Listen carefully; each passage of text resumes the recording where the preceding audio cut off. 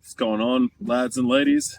It's your boy Nathaniel Everest, just here in front of the floodplains of central Victoria. Not always known as floodplains. That's a fairly recent name that I've just decided to give it right now.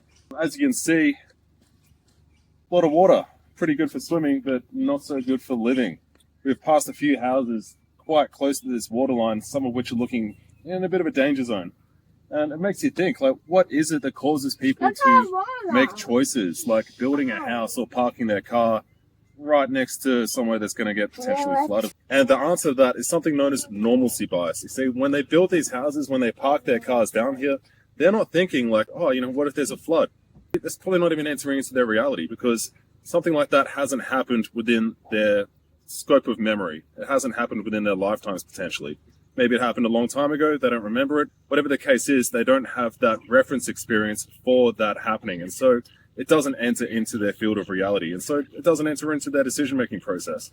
This is normalcy bias. And now we've had unprecedented flooding. A lot of people have lost their homes. A lot of people have suffered quite terribly because they didn't think ahead and think what could happen and what could happen that hasn't happened before. So it could be a useful exercise for you to think about how you are doing that in your life right now. What are some bad things that could happen that you're not aware of potentially happening because it hasn't happened yet or happened within your lifetime?